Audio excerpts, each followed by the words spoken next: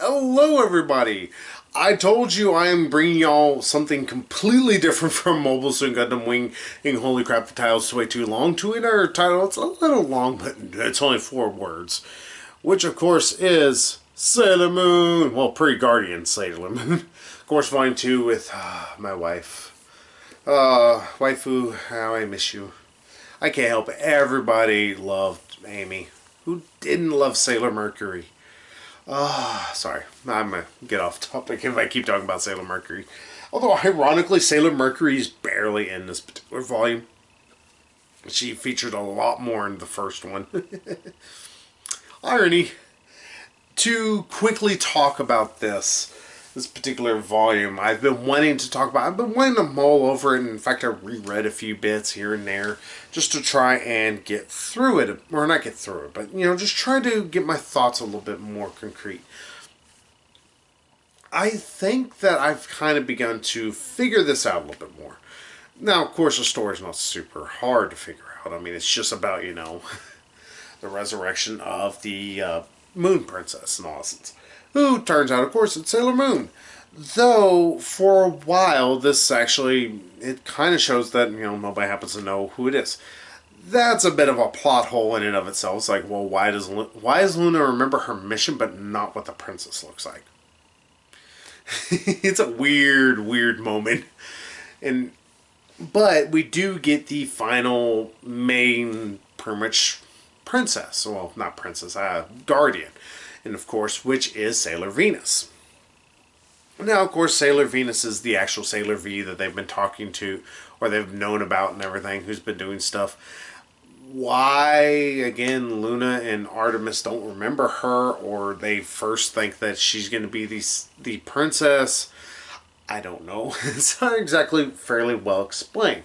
In fact, that's probably the big gripe I'm going to complain about here at the beginning. In terms of story, because that's the big problems I have, is just the story in and of itself. There's a lot to be made about the fact they're trying to find the princess. They don't know who the princess is. That's just it. There's a plot hole with that, which is like, why do y'all not remember what the princess looked like? Why do y'all not remember this? Y'all remember the mission, but y'all don't remember who it is that gave you the mission, what they looked like, or anything. There are some talks that suppose oh well, they're reincarnated in a way. Still, but it's like, how can you not tell? Not right away. In fact, it takes almost till the entire thing, till they believe that Yusako, Serenity, I think was her name in the original anime. We'll call her Yusako, because that's those who actually read the manga. Her name is Yusako. Sabrina, I think is her name. I can't remember. Sorry, it's been a while since I watched Sailor Moon. At least the original dub, which did not do a very good job of anything. Sure, by the end of it, they kind of believe that Yusako is actually the princess because she's exhibiting certain stuff that is obviously the powers of the princess and everything. But again, one is like, well, Sailor Moon obviously is going to be the Moon Princess. Why would you not believe this? That is my biggest complaint. It's like, why did they not think that the Sailor of the Moon was the Moon Princess? It's like, they look exactly the same. I don't know, minor gripe. Beyond all of that, I do love the fact that we have been getting so much actual character growth. Yusako in the first volume was a little childish, but she began to keep growing up with her character. She, started to fall in love more with the guy who's Tuxedo Mask. Though again, I do like that she was kind of smart. It's like, well, you look exactly like him except for you have a mask, or except for you don't have a mask on. Whoopie doo da day. It's like, dude, you're not Clark Kent. Still as dumb skies ever. But here it's like, not only does Yusako learn about that, but they kind of begin to form a relationship a little bit more. Until, shenanigans happen and he gets taken by Queen Beryl and pretty much turned evil. And there's actually explanations for why that's able to happen. Not only is it because Queen Beryl, or Princess Beryl, I think is what she calls herself at one point.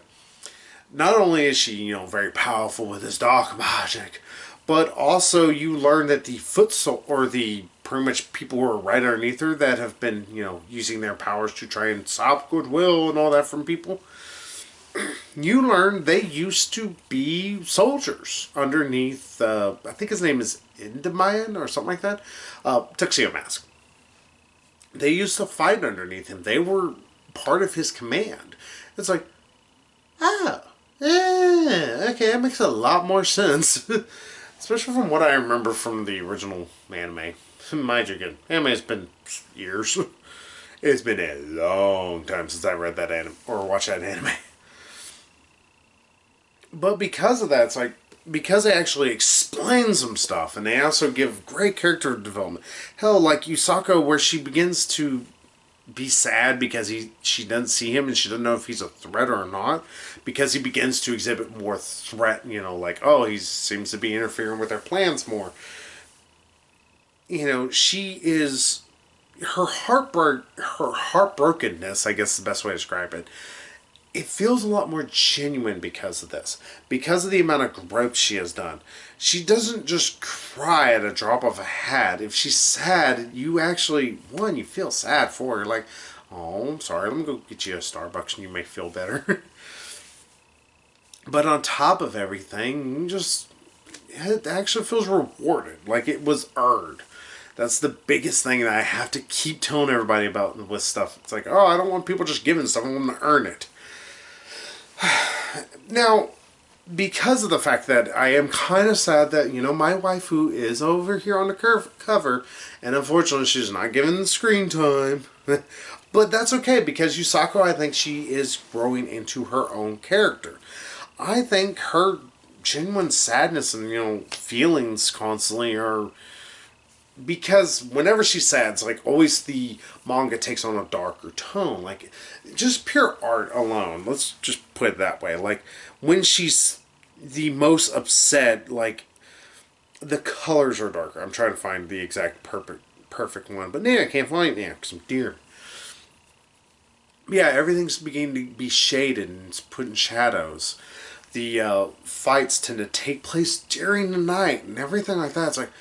That's super, super smart. That's actually a really good allegory, or a really good symbolism for what's going on, is pretty much happening, and the character's almost infected in a way, you could say. Now, because of that, and because the art is still really good, and when there is some action going on, it's still really good, even if sometimes it almost still feels a little brief, but to be fair, the show was supposed to be, more of the relationships and the growing bonds between the different characters, because they do eventually kind of talk together near the end, and they kind of learn a little bit more about who they are. And that's, like I said, where they realize, oh, Yusako is actually the princess. Who would have thought it?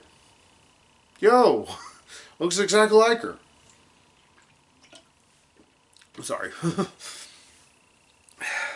But whenever you get some of the other characters, of course, like I said, all the other Sailor Scouts, or as I call it, Pretty Guardians, I think there's actually a lot more character growth there. There's a lot more to them than just, the fact they're pretty. They also begin to realize who they used to be, and they realize some of their powers they used to be. It's not really touched upon a ton, because unfortunately it's part of the last chapter. But I'm interested as hell now to read more of it. I'm like, I want to know what's next. Where's my waifu? And not only that, but I want to see them rescue Tuxedo Mask. And that's also, again, it's a trope being turned on its head. Instead of the princess needing to be rescued, the princess is rescuing her rescuer. In a fashion. So, hey, good on you there. I love this series. This series, it's girly is a nice way to describe it very superficially. But I do think it actually does some great stuff with characters. And that's one of the big drawing things that pushes me to keep reading it. There is great character motivations. There is some genuinely very good action. And the art is actually fantastic. I mean, this alone, like how this is done, is beautiful. Well, in fact, it's my waifu, of course. But on top of everything, it's like everything, whenever it begins to go more dreamlike, it works. It works to an awesome degree, and I have to give them some props there. It's like they could have phoned it in, but no, they actually went above and beyond, I think, the whole time. The only time it feels more grounded, it's like, it's kind of not the great parts of it, but it's meant to just be like bridges to one part of the story to another. And even then, it feels like it's a page or two at best. So, hey, I want to see more pretty Guardians, not just because they're little Sailor Scouts. So, we'll see what Volume 3 has, but if you're like me and you've been enjoying this, hey, or if you were curious after 1, trust me, it gets better from there. It just, like I said, just be willing to understand that there's going to be some points where you can go, eh? It just deals only with the Moon Princess. Hey, minor quibbles aside, fantastic Volume 2. Looking forward to 3. In fact, I think it's like my next, almost my next manga I'm about to read. So until then, y'all, I gotta talk about something else here for just a few minutes. So until then, I'll see y'all there. So bye-bye, everybody.